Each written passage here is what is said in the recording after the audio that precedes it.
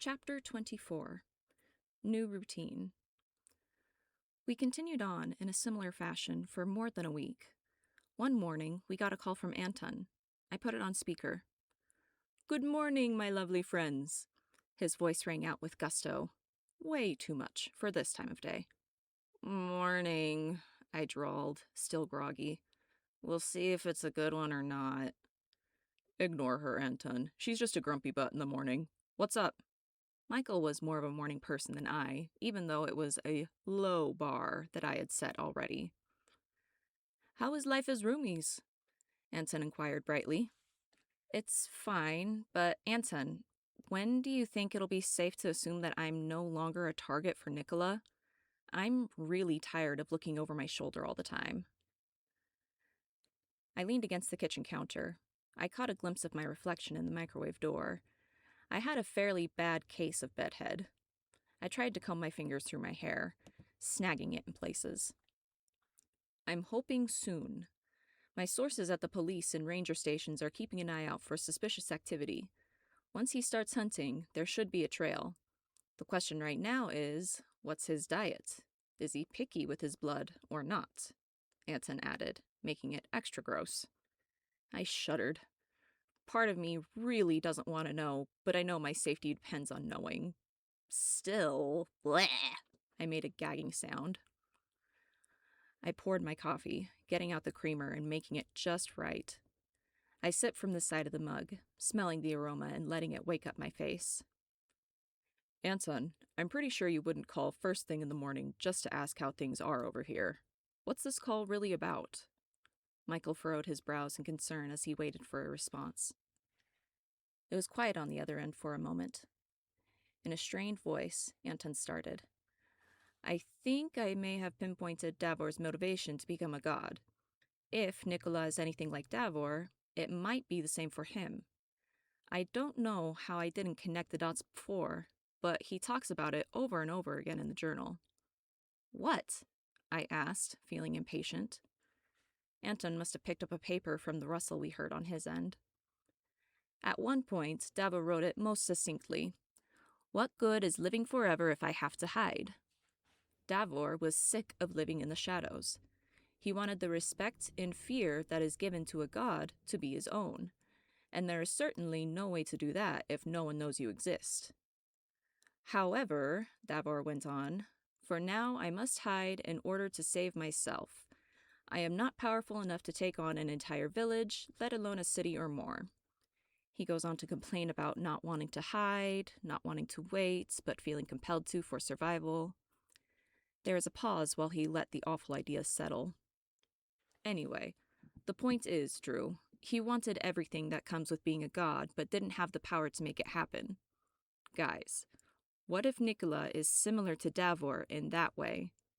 Drew, from what you remember, did he seem like the kind of guy who would want to be a god?" I didn't want to think back on how it was to be around him, how frightened and small and weak I felt. But I did remember one thing. He acted in control the whole time until I fought back. Then he was angry. He didn't calm down until he was done. I swallowed back the bile that threatened to rise. I looked at Michael, letting him know that I needed to be done with this conversation. I needed to leave, now. I couldn't handle any more talk of Nicola. I took my mug with me to my room to get ready for work. Michael finished the call with Anton by himself. I took deep breaths, counting to 10 in my head, holding the breath, and counting back down, trying to focus on the numbers and not on the memories. 30 minutes later, Michael knocked on the frame of the bathroom door, getting my attention while I was putting my hair up. "How are you doing? I wanted to give you some space so you could focus on your breathing." He leaned his back against the frame. "My therapist called them mindfulness practices, the breathing. Are you counting in your head while you do it?" I nodded. So did he. I do too. "Do you still go to therapy?" I asked. Michael chuckled. "I didn't want to scar them. I mean, a sudden craving for human blood doesn't really sound normal, does it?" I laughed. "No, I suppose not." I looked at myself in the mirror, thinking to myself, Well, I guess this is just going to have to be good enough. I looked tired, but not dead tired, the concealer doing a decent job of hiding the circles under my eyes. I had to wear mascara to look like I had any lashes at all, so that particular item was my daily staple. Autumn was well and truly here, a bleak season in comparison to our one nice season of summer just before it. It wasn't raining, but the clouds threatened to, dark and heavy. I had begun to layer my clothing again, needing the extra warmth while I walked. Michael followed behind me about a block, far enough away so that we weren't seen walking into work together, but close enough if something were to happen. I stalked through the doors of the building, trying not to shiver at the temperature difference. I rode the elevator to our floor. It was the only time where I was out of reach if something were to happen. Breathe. I need to breathe.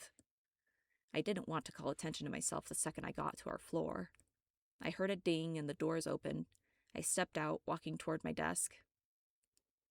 The neighboring elevator arrived shortly after with Michael. He went straight to the break room to get our coffees ready. I didn't like drinking so much coffee, but sometimes that kick of caffeine was enough to make life not seem so awful. Coming back out, he didn't see Sarah coming from the side. She bumped into him, making one of the mugs fall out of his hands. Swifter than I could see, he had bent down and caught it, some coffee sloshing over the side. "Oh my goodness, I didn't see you there, Michael. Are you all right?" Sarah had grabbed a napkin from somewhere and was trying to wipe at Michael's shirt in an attempt to wipe at spilled coffee. There was just one problem with that. He hadn't spilled any coffee on his shirt. Sarah, I'm fine, really. This door ought to come with warning sign." He continued to our desk, leaving her behind. "That was quite a catch. The mug." Michael looked over his shoulder at her comment. "I don't know of anyone who could have caught that. It was pretty amazing." Sarah smiled at him prettily. "Thanks. I've got good reflexes." I rolled my eyes from where I sat at the desk. Michael continued walking toward the desk. Sarah watched after him, her look a mix of frustration and adoration. Did she have a legit crush on Michael? For whatever reason, the thought made my stomach knot up. There's no reason to feel anything right now. Quit it, body. It's not like I just... Oh, stupid body. Michael set down the mug and went to his side of the desk, powering up his computer and setting himself up for the day. I looked at the open DM on the screen, someone wanting a second look at a procedural report for a different floor of the building. Okay, time to focus. Before long, it was approaching time for lunch. I had packed lunches for once, one for me and one for Michael. Michael pulled his lunch out, apparently planning to work and eat at the same time. I understood. Sometimes you get into a good rhythm and don't want to stop. Sarah walked by our desk on her way to the elevators. "Hey, Michael, you want to come join us for lunch?" As if I was an afterthought, she looked at me. "You too, Drew. Want to come?" I felt so wanted. Even so, my guts twisted. Michael slowly turned his head, his eyes still on the screen. He finally had turned too far to see his screen, his eyes snapping to her. "I'm sorry, what was that, Sarah?" She looked a little perturbed. "I was asking if you wanted to come down to the cafeteria with the rest of us for lunch." A look of comprehension flitted across Michael's face. "Ah, that's what you said.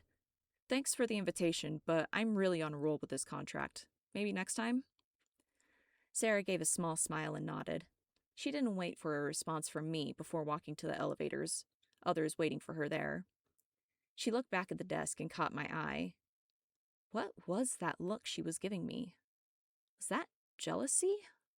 No, it read darker than that. Like it was my fault that Michael had decided to stay in for lunch. Granted, it partly was, but she didn't know that I had made his lunch along with my own. I decided to ignore Sarah. I went ahead and got my lunch out too, setting it on the desk. I unwrapped my sandwich, taking a bite before setting it down to chew. I looked over at Michael's side. He was still focused on work, but he was simultaneously eating, reading, and with one hand, typing. "Hey, Michael?" I waited until I had his attention. "Yeah, Drew?" I lifted my brows suggestively, looked at the elevators, and said, I think you might have an admirer in the office. Really? Who? He couldn't possibly be that blind, could he?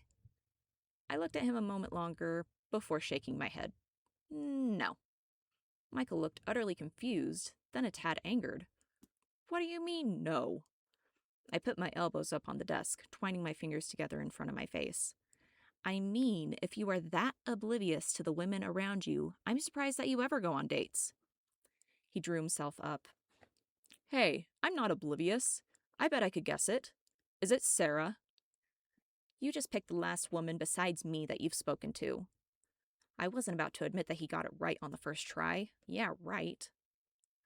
Michael shifted in his seat. Well, I know of somebody in the office who might have a crush on you. That hit me out of nowhere. What are you talking about? You've got an admirer of your own, and you have no idea who it is. Well, who says I want an admirer, I asked him. He didn't respond for a moment, looking thoughtfully down at his lunch. Fair point. But sometimes feelings catch a person off guard. Like with my parents. They didn't meet until they had both stopped looking for love, then it landed in their lap. Who says I'm looking for love? Isn't everyone? In some way? I thought about it. There was more than just romantic love, I knew that. I mean, I loved my parents as my family, and that's totally different. But was I really actually looking for love? I had to admit, being alone did sometimes get a little, well, lonely, even if it's how I'd prefer to spend my time usually. Love? Did I trip you up? Oh, that's how it was going to be. No, but we can agree to disagree. I took another bite of my sandwich. I am completely fine without love. I spoke around my food, not caring that it was rude. Am I? I've gone so long without it, but with it? The look on Michael's face held pain. No one is completely fine without love. Maybe mostly for some, but never completely. He grabbed the apple from his lunch and bit into it, crunching and snapping. His teeth tore a piece away. His brows remained furrowed as he looked back at his computer, clicking on something and making a note. I took that as my cue to let Michael get back to his work. No. I was back in the white room. How did I get back here? I have to get out! The room was tilting as I ran to the door, pounding with my fists until I heard a click. The room snapped suddenly straight again. The click sent me scrambling back, trying to hide behind my kitchen chair in the center of the room. Wait, why would one of my chairs be here? Nicholas stood there, his plain face a mask of calm, his smile slight. There was no life in his dark eyes. Ms. Nelson, you really shouldn't have done that. You made me do such awful things to bring you home. He tossed something towards me like a bowling ball. No, not a ball. A head. Michael's head. His face stared at me from the side, his eyes dead and unseeing, his face forever twisted in agony. I heard screaming. All I could hear was the screaming. I tried to crawl away from Michael's head to get as far away from all of this as possible. I clawed at the back wall, willing another entrance to appear to get me out of this hell. Nicola walked slowly in my direction. He passed Michael's head, then the chair, prowling even closer. I recognized the scream. That was my voice. My nails shredded at the foam and tore at the back wall, my fingers bleeding from the effort. I spun around. Nicola was right in front of me. I couldn't breathe. I couldn't move. Even my screaming had stopped. He grabbed me by the neck, his thumb stroking my jawline to soften the blow. Ms. Nelson, you really should have just stayed put. Then he was on me again, biting and sucking. I thrashed, useless. He continued to drink my blood, the pricking of his teeth a terrible burn. I screamed. Drew? Michael rubbed at his eyes with his finger. What had that sound been? There it was again, a moan. Drew? He stood up from his mattress, padding slowly toward Drew's room. No. She must have been sleep-talking. He turned around to go back. No, she said louder, making him turn around. No, please, no. She squirmed in her bed. No, stop, no. She began to thrash, her covers thrown off by the sudden movement. No! Her voice was getting louder. Michael ran over to the bed, grabbing one of Drew's shoulders. She didn't wake up, just kept thrashing. He had to put his hand on her other shoulder to try to keep her still. Drew, wake up! It's just a nightmare. You're dreaming. Wake up! Drew! Drew! He was shaking her shoulders. Her eyes burst open, her pupils little more than dots. No! She screamed again, right in his face, not fully awake. Drew! Drew, wake up! You're okay! You're okay! Wake up! She was taking in big lungfuls of air, as if she had been sprinting for miles. Then she started sobbing. She sprang from the bed, hugging Michael around the neck as she continued to cry. Michael hugged her back, one arm holding her close and the other hand rubbing circles on her back. It's okay, Drew. You're safe. She continued to cry, her tears and snot leaving wet streaks on Michael's shirt, her hands fisted in his shirt as she went on. They stayed that way, sitting together, for a long while. You had a nightmare. It was more a statement than a question. Drew nodded. Nicola? Her shiver was an answer enough. He held her closer. Hey, you're safe now. You're home. You're home. He didn't need to know the details. Knowing that she was dreaming about Nicola, it was plain to see that it would take much longer time for her to feel safe again. Michael continued to hold Drew, rubbing soothing circles on her back as she tried to steady her breathing. I don't want to talk about it. Her voice shook, but her words were firm. You don't have to. I'm right here. You're safe. But he could tell from the look in her eyes that she didn't fully believe him. He pulled her back to look... Let's try that again. He pulled her back to hold her face. He looked into her eyes as he said, As long as I'm here, no one is going to hurt you. Okay? Her eyes pleaded for it to be true. I promise. I'm not going anywhere. Drew's eyes were wide and glittered as another tear rolled down her face. Do you want me to stay here? She nodded so hard he thought her head would come off. He picked her up, adjusting to sit more centrally on the bed. He tried to set her down, but she refused to let go. He said nothing and just held her, understanding that sometimes you just need to be held